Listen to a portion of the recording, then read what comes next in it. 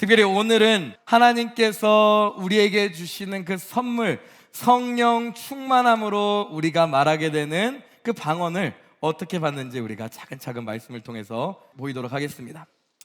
하나님의 자녀로 우리가 누리는 하나님의 선물이 있습니다. 그것은 무엇이냐? 성령 충만인 것입니다. 성령 충만의 대표적인 표징이 우리에게 나타납니다. 바로 성령이 인도하심에 따라 말하는 방언을 말하는 것입니다. 성령 세례를 통해서 성령이 말하게 하심을 따라 나타나는 대표적인 우리 가운데 나타나는 그 성령 세례의 은사가 무엇이냐? 바로 방언이다라고 성경은 얘기하고 있습니다. 하나님께서는 이 성령 충만과 성령이 말하게 하심을 따라 말하는 방언을 통하여서 하나님께서 우리에게 기억하라라고 날마다 상기시켜주는 것이 있습니다. 그 상기시켜주는 것이 무엇이냐? 우리가 하나님의 자녀다라는 사실을 날마다 상기하기 원하십니다. 로마서 8장 9절의 말씀을 보면 이렇게 얘기하고 있습니다. 로마서 8장 9절의 말씀 한번 같이 읽습니다. 시작. 만일 너희 속에 하나님의 영이 거하시면 너희가 육신에 있지 아니하고 영에 있나니 그러므로 누구든지 그리스도의 영이 없으면 그리스도의 사람이 아니니라 라고 얘기합니다. 그 14절로 16절도 같이 읽습니다. 시작. 무릇 하나님의 영으로 인도함을 받는 사람은 곧 하나님의 아들이라. 너희는 다시 무서워하는 종의 영을 받지 아니하고 양자의 영을 받았으므로 우리가 아빠 아버지라고 부르짖느니라. 성령이 친히 우리의 영과 더불어 우리가 하나님의 자녀인 것을 증언한다라는 거예요. 하나님께서 우리 가운데 성령 충만의 은혜를 주시면서 성령에 충만하여서 성령이 말하게 하심을 따라하는 방언을 통해서 우리에게 계속 알려주고 싶은 우리가 상기해야 될 그 사실은 무엇이냐? 우리가 하나님의 자녀다라는 거예요. 하나님의 영의 인도함을 받는 사람은 누구다? 바로 하나님의 아들이다라는 거예요.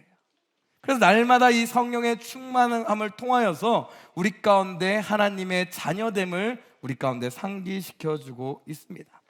그래서 성령 충만함을 받고 방언을 말한다라는 것은 정말 놀라운 의미인 것입니다. 무엇이냐? 하나님의 관계가 회복되었다라고 얘기하는 거예요. 하나님과의 관계가 회복됐다라는 건 무엇입니까? 하나님과의 교제가 회복되고 하나님과 우리 사이에 교통이 일어난다, 교제가 일어난다라는 거예요. 즉 우리의 기도를 하나님께서 들어주신다라는 것을 얘기하고 있습니다. 그래서 고린도전서 14장 2절에는 이렇게 고백하고 있습니다. 같이 읽습니다. 시작. 방언을 말하는 자는 사람에게 하지 아니하고 하나님께 하나니 이는 알아듣는 자가 없고 영으로 비밀을 말함이라는 거예요. 방언으로 기도한다라는 건 이게 놀랍다라는 거예요. 방언을 말하는 자는 이 기도가 뭐라는 거예요? 사람에게 하는 것이 아니라 하나님께 하는 것이다라는 거예요. 알아듣는 자가 없고 영으로 비밀을 말하는 것이다. 즉 하나님과의 교통이 있다라는 거예요. 하나님과의 교제가 있다라는 거예요. 하나님께서 우리의 기도를 들어주신다라는 거예요.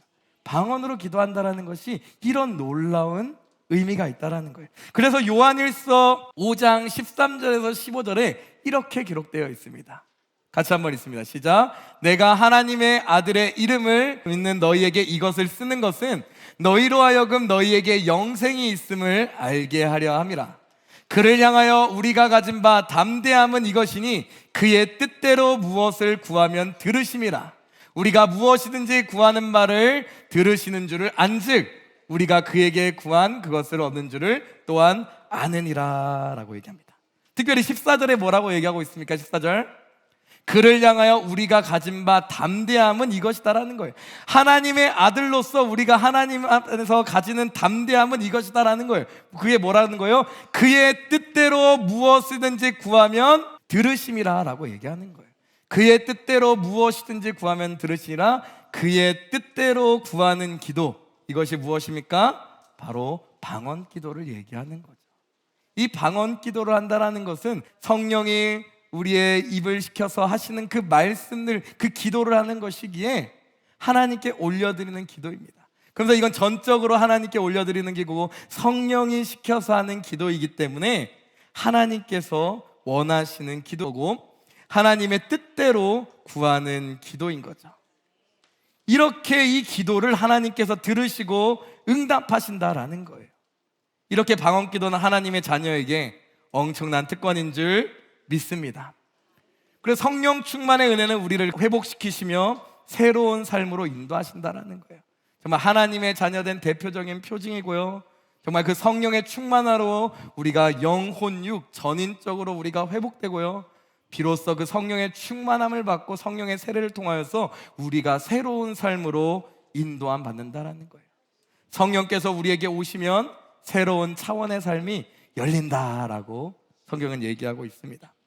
누가복음 4장 18절로 19절에 이렇게 고백하고 있습니다. 한번 같이 읽습니다. 시작. 주의 성령이 내게 임하셨으니 이는 가난한 자에게 복음을 전하게 하시려고 내게 기름을 부으시고 나를 보내사 포로된 자에게 자유를, 눈먼 자에게 다시 보게 함을 전파하며 눌린 자를 새롭게 하고 주의 은혜를 전파하게 하려 하심이라 하였더라라는 거예요. 성령께서 우리 가운데 임하시면 새로운 차원의 삶이 열리는 것입니다. 주의 은혜의 해가 우리 삶 가운데 열린다라고 얘기하고 있는 것입니다. 그래서 이 놀라운 은혜 체험하는 건, 이 하나님께서 주시는 새로운 삶의 문이 열리는 건, 이것은 어디로부터 시작되냐? 성령의 세례를 받음으로써 우리 가운데 시작된다라는 거예요. 참 행복의 길은 다른 것이 아니다라고 얘기하는 거예요. 성령의 세례가 우리 가운데 임하며 우리 가운데 성령으로 충만하게 되어질 때 그러한 새로운 삶이, 행복의 삶이 열리게 된다라는 거예요. 그래서 사도 바울은 이 행복을 알았던 사람 같습니다. 정말 참된 행복이 무엇인지 정확하게 알았던 사람 같아요. 그래서 사도 바울은 이렇게 고백하죠. 누구보다 방언으로 더욱 기도함에 하나님께 감사한다라고 고백합니다. 내가 너희 모든 사람보다 방언을 더 말함으로 하나님께 감사하노라라고 사도 바울은 고백하는 거죠. 왜요? 성령의 충만이 우리 삶에 참된 행복을 주기 때문인 줄 믿습니다. 인간은, 우리 모두 이 자리에 나온 모든 분들은 단 한 명도 빠짐없이 행복하길 원하실 것입니다. 인간이란 존재는 행복하고 싶어하는 존재입니다. 그래서 끊임없이 인생 가운데 여러 가지 결정을 통해서 행복을 찾아가려고 인생을 살아갑니다. 그러나 이 행복은 분명하게 성경을 통해서 우리에게 알려주고 있습니다. 이 행복은 오직 성령의 충만함으로 해결되는 것입니다. 그래서 예수님도 제자들에게 얘기하셨고 지금 우리에게도 동일하게 얘기하시는 줄 믿습니다. 바로 성령을 받으라라는 거예요. 예수께서 또 이르시되 너희에게 평강이 있을지어다. 아버지께서 나를 보내신 것 같이 나도 너희를 보내노라. 이 말씀을 하시고 그들을 향하여 숨을 내쉬며 이르시되 성령을 받으라라는 거예요. 참된 행복 안에 거하는 그 삶은 성령의 세례가 우리 가운데 임하며 성령께서 우리 가운데 내주하셨을 때 참된 행복이 임할 줄 믿습니다. 그래서 행복을 찾는 우리 여러분, 정말 성령의 세례를 받으시길 소망합니다. 성령의 세례를 받으시기를 예수를 간절히 축원드립니다. 근데 놀라운 사실은 성경을 통해서 어떻게 성령의 세례가 우리 가운데 임하는지 그 방법 또한 하나님께서 우리에게 다 알려주셨습니다. 행복의 길이라, 성령 세례가 행복의 길이다 라고 말씀만 해주실 뿐만 아니라 이 행복의 길을 찾아가고 이 성령의 세례를 받을 수 있는 그 길 또한 하나님께서는 다 제시해 주는 거예요. 놀라운 그 길, 행복의 길을 이렇게 가면, 이렇게 순종하면 이 행복의 길로 갈 수 있다라고 하나님께서 우리에게 다 알려주셨습니다. 이것이 오늘 본문 말씀인 성령의 세례를 받는 방법에 대한 내용입니다. 첫 번째, 어떻게 해야 되냐? 성령 세례를 받고 참된 행복 가운데 거하는 그 첫 번째 길은 무엇이냐? 바로 회개하고 예수 그리스도의 이름으로 세례를 받으면 성령을 받을 수 있다라고 얘기합니다. 사도행전 2장 38절로 우리 39절 말씀 한번 같이 읽도록 하겠습니다. 같이 읽습니다. 시작. 베드로가 이르되 너희가 회개하여 각각 예수 그리스도의 이름으로 세례를 받고 죄 사함을 받으라. 그리하면 성령의 선물을 받으리니 이 약속은 너희와 너희 자녀와 모든 먼데 사람 곧 우리 하나님이 얼마든지 부르시는 자들에게 하신 것이라 라고 얘기합니다. 회개하고 예수 그리스도의 이름으로 세례를 받고 죄 사함을 받으면 성령의 선물을 받게 된다라는 거예요. 즉 회개하고 예수 그리스도의 이름으로 세례를 받으면 죄 사함을 받고 이 죄 사함의 은혜를 얻게 된 인간은 하나님의 거룩하심에 참여할 수 있게 되어서 성령께서 임하실 수 있는 그 자격이 주어지게 된다라는 거예요. 그래서 회개하고 예수 그리스도의 이름으로 세례를 받으면 하나님의 성령이 임하게 된다, 임할 수 있게 된다, 임하신다라고 얘기합니다. 특별히 이 약속은 누구에게 주셨다라고 39절에 얘기합니까? 너희와 너희 자녀와 모든 먼데 사람 곧 주 우리 하나님이 얼마든지 부르시는 자들에게 하신 것이라. 즉 남녀노소 빈부 귀천을 여하를 막론하고 모두에게 주시는 놀라운 하나님의 은혜다라고 얘기하는 거예요.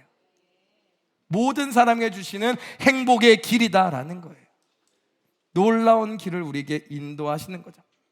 특별히 여기서 성령의 선물을 받으리라 라고 우리 개역 개정 말씀에는 이렇게 번역되어 있습니다. 그리고 개역 한글을 보면 우리 그 이전 버전인 개역 한글을 보면은 성령을 선물로 받는다라고 기록되어 있어요. 이게 약간 헷갈립니다. 이게 성령의 선물을 받는다라는 건가? 성령을 받는다라는 건가? 성령의 선물은 그냥 은사들을 받는다는 얘기인가 하니까 약간 헷갈릴 수가 있어요. 이 두 번역 중에 어떤 번역이 더 정확한지 알아보기 위해서 헬라어 원어를 참고하시면 됩니다. 헬라어 원어를 참고하면 텐, 도레안토, 하기우, 푸뉴마토스라는 단어로 쓰여졌어요. 즉 선물을 하면서 이제 성령의 선물을 이라고 되어 있는데 여기서 텐 도레안이라는 단어가 뭐냐? 선물을이라는 단어예요. 근데 도레안이라는 이 선물이라는 단어가 뭐로 되어 있냐? 단수로 되어 있습니다. 단수로. 이게 무슨 말이냐? 단수라는 것은 복수로 표현된 일반적인 은사들과 구분되는 특별한 것을 지칭하는 거예요. 즉 성경을 번역할 때 왜 성령의 은사들이라고 안 하고 성령의 선물이라고 번역했냐? 이건 단수로 되어 있는 특별한 거이기 때문이다 라고 얘기하는 거예요. 사실 그래서 여기서 얘기하는 성령의 선물이라는 것은 성령의 은사들과 구분되는 성령 자신을 의미하는 겁니다. 그래서 단수로 쓰여 있기 때문에 이거는 은사들로 표현되면 안 되고 그 성령 자신이 선물로 표현되고 있는 거예요. 그래서 성령의 선물을 받는다라는 번역의 더 정확한 표현은 뭐냐? 선물이신 성령을 받는다라는 의미로 받아들여야 돼요. 즉 회개하고 예수 그리스도의 이름으로 세례를 받으면 뭘 받는다? 선물이신 성령을 받는다라고 얘기할 수가 있는 거예요. 그래서 예수님께서도 구하는 자에게 가장 좋은 것을 주시겠다라는 거예요. 선물이신 무엇을 주시겠다? 성령을 주시겠다. 구하는 자에게 무엇을 주시겠다? 가장 좋은 선물인 성령을 주시겠다라고 얘기하고 있는 겁니다. 누가복음 11장 13절에 이렇게 기록되어 있습니다. 너희가 악할지라도 좋은 것을 자식에게 줄 알거든 하물며 너희 하늘 아버지께서 구하는 자에게 성령을 주시지 않겠느냐라는 거예요. 가장 좋은 선물인 성령을 우리에게 주신다. 언제? 회개하고 예수 그리스도의 이름으로 세례를 받을 때 그러한 은혜를 주신다라는 거예요.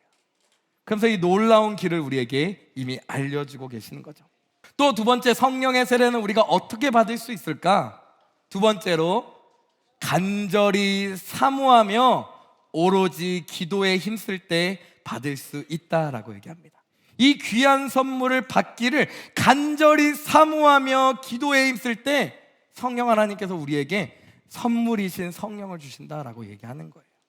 사도행전 1장 4절 말씀과 14절 말씀 한번 보도록 하겠습니다. 이렇게 기록되어 있습니다. 사도와 함께 모이사 그들에게 분부하여 이르시되 예루살렘을 떠나지 말고 내게서 들은 바 아버지께서 약속하신 것을 기다리라. 여자들과 예수의 어머니 마리아와 예수의 아우들과 더불어 마음을 같이하여 오로지 기도에 힘쓰더라라고 얘기합니다.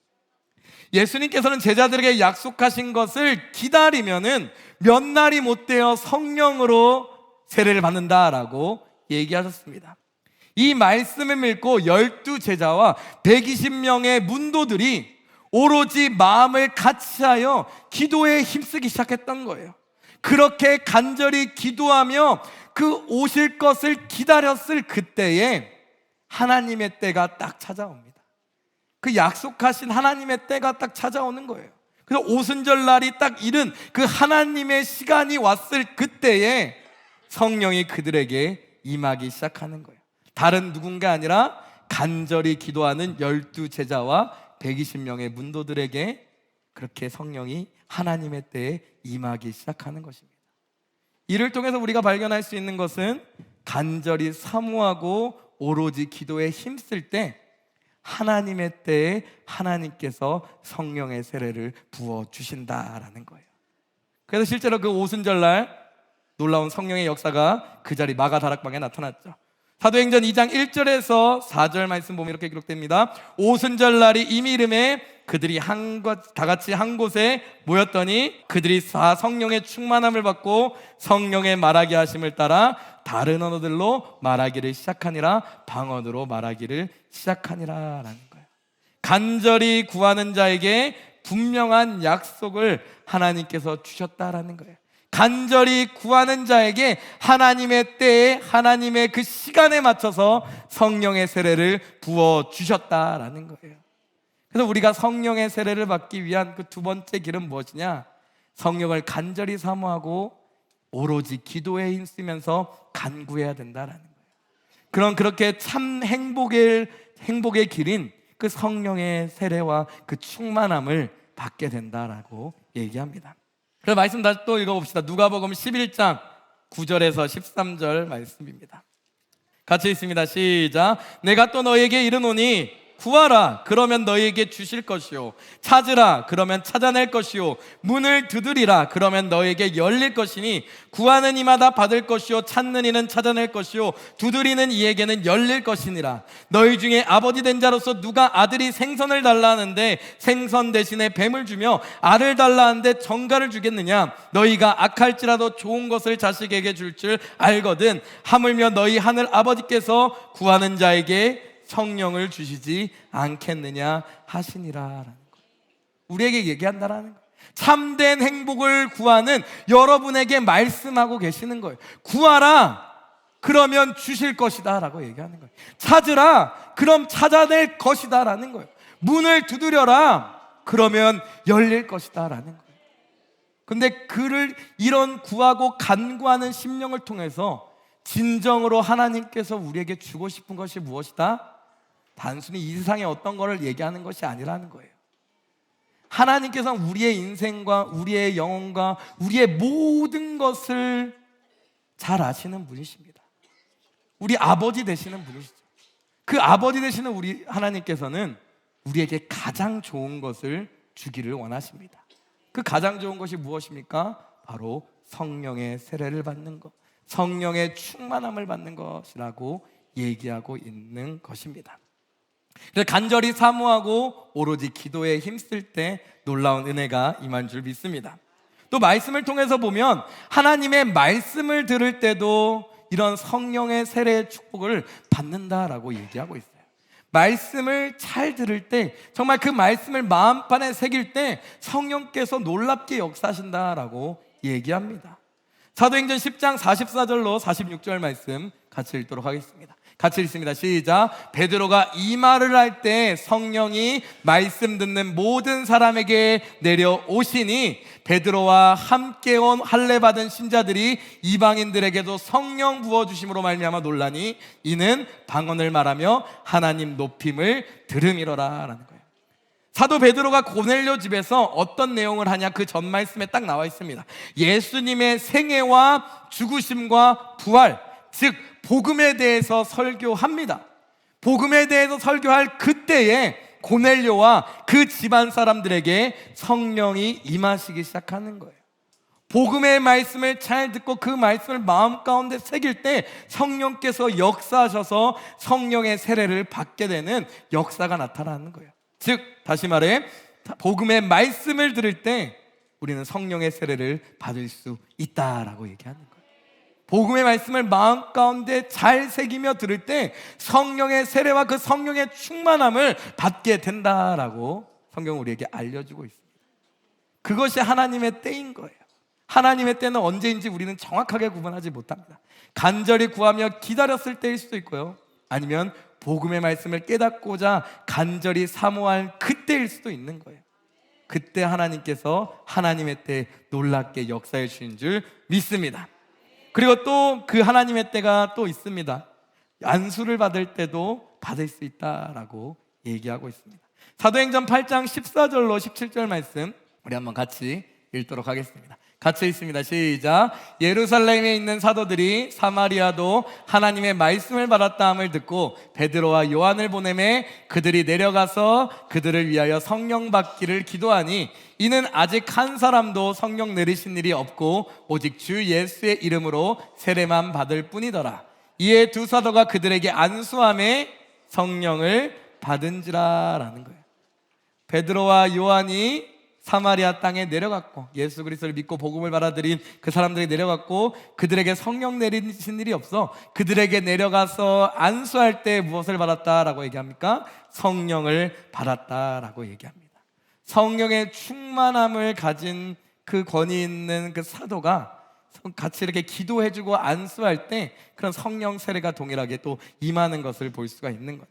사도 바울도 동일한 이런 역사들이 나타납니다. 사도행전 19장 1절로 2절 그리고 6절 말씀 한번 보도록 하겠습니다. 같이 읽습니다. 시작. 아볼로가 고린도에 있을 때 바울이 윗지방으로 다녀 에베소에 와서 어떤 제자들을 만나 너희가 믿을 때에 성령을 받았느냐 이르되 아니라 우리는 성령이 계심도 듣지 못하였다라는 거예요. 성령이 계심도 듣지도 못하는 그 자들에게 복음에 대해서 가르쳐주고 6절의 말씀 바울이 그들에게 안수함에 성령이 그들에게 임하심으로 방언도 하고 예언도 하였다라고 얘기합니다. 성령의 세례를 받는 사람이 성령의 세례를 사모하는 그 사람들에게 안수하고 기도할 때 또 성령을 받을 수 있다라고 성경은 우리에게 알려주고 있습니다. 하나님께서는 의인의 간구는 역사함이 크다라고 얘기하셨는데 정말 두세 사람이 모인 곳에 나의 이름으로 모인 곳에 그것에 함께 하신다라고 얘기하시고 또 의인의 간구는 역사하는 힘이 크다라고 하셨는데 그렇게 함께 모여서 성령 받기를 기도하며 서로를 위해 중보할 때 하나님께서는 놀라운 하나님의 선물인 성령을 우리에게 부어주신다라고 얘기하고 있습니다. 그러면서 성경을 통해서 하나님께서는 우리에게 참된 행복이 무엇인지 알려주셨어요. 그리고 참된 행복으로 갈 수 있는 방법 또한 알려주신 줄 믿습니다. 하나님께서는 참 행복의 길이며 채울 수 없는 목마름을 채워주시는 유일한 길인 성령 세례와 성령 충만의 길을 성경을 통해 우리에게 완전하게 계시해 준 줄 믿습니다. 완전한 거예요. 완전히 우리에게 보여진 겁니다. 분명하게 보였다. 완전히 자명한 사실이라는 거예요. 우리에게 밝히 보이는 길이다라는 거예요. 그렇다면 우리가 해야 될 것은 무엇이냐? 우리가 그렇다면 이 완벽한 길을 하나님께서 우리에게 보여주셨는데 우리가 해야 할 길은 무엇이냐? 단 하나인 거예요. 바로 그 길을 따라 걸어가는 것이며 오늘 말씀과 같이 성령 세례를 사모하며 성령의 세례를 받는 것인 줄 믿습니다. 참된 행복을 구하시는 우리 성도 여러분, 다른 것이 아닙니다. 성령의 세례를 받으십시오. 성령의 충만함을 간절히 구하셔서 하나님께서 부어주신 놀라운 은혜가 삶 가운데 가득하시기를 예수님을 간절히 축원하고 기도드립니다. 오늘 말씀 요약하며 우리 결론 내리도록 하겠습니다. 예수님께서는 우리에게 분명하게 말씀하고 계시는 거예요. 행복을 구하는 우리에게 행복을 찾고 삶의 의미와 목적과 그 가치들을 찾는 참된 행복을 찾는 우리에게 분명하게 그 길을 해답을 알려주십니다. 그 해답이 무엇입니까? 성령을 받으라 라고 얘기하는 거예요. 예수님께서는 성령을 받으라고 말씀하신 이유는 우리를 참 행복으로 이끄시기 위함인 줄 믿습니다. 오늘 말씀 준비하면서 예전에 읽었던 고전 작품 중 하나의 작품이 생각나더라고요. 괴테, 볼프강 괴테 작품이죠. 파우스트라는 유명한 작품입니다. 파우스트, 너무나 유명한 작품이죠. 근데 이 파우스트에서 나타나는 것이 무엇입니까? 인간의 인생의 물질적이고 세속적인 성취의 모든 것은 공허할 뿐이다 라고 지적하고 있어요. 그 괴테가 파우스트라는 책을 통하여서 그 주인공의 삶을 쭉 적으면서 뭘 얘기하고 있냐, 우리에게 인간의 인생에서 물질적이고 세속적인 성취들은 모든 것이 결국에 공허하다라고 알려주고 있어요. 사실 우린 성경을 통해서 이것이 어디로부터 왔는지 우린 분명히 압니다. 아담의 범죄의 결과로 인간에게 내린 저주다라는 사실을 너무나 잘 알고 있어요. 창세기 3장 19절에 이렇게 기록되어 있죠. 내가 흙으로 돌아갈 때까지 얼굴에 땀을 흘려야 먹을 것을 먹으리니 내가 그것을 취함을 입었으니라. 너는 흙이니 흙으로 돌아갈 것이니라. 이 땅에서 뼈 빠지게 평생을 일하면서 땀을 흘리면서 살아가는데 그 삶은 결국 뭐라는 거예요? 흙이니 흙으로 돌아간다. 사실 원어적으로 보면 너는 먼지니 먼지로 돌아갈 것이다 라는 거예요. 이 땅에서 했던 모든 수고가 어차피 너는 먼지니 먼지로 돌아갈 거다라고 성경은 얘기하고 있다라는 거예요. 이것이 인간이 극복할 수 없는, 인간 스스로 극복할 수 없는 저주의 굴레인 거죠. 근데 이 놀라운 사실은 하나님께서 이 허무한 인생을 의미 있는 인생으로 변화시켜 주십니다. 이 허무한 인생을 의미 있는 인생으로 변화시키는 그 길을 우리에게 너무나 자세하고 자명하게 알려주셨다라는 거예요. 그것을 한 문장으로 요약하면 바로 성령을 받으라라는 거예요. 그리고 정말로 감사하게도 성령을 받는 방법까지도 우리에게 다 알려주셨습니다. 첫째, 회개하고 예수님을 믿어 세례받고 죄사함을 받으라. 그러면 선물이신 성령님을 받는다. 둘째, 성령님을 사모하고 간절히 기도하여라. 셋째, 복음의 말씀을 들어라.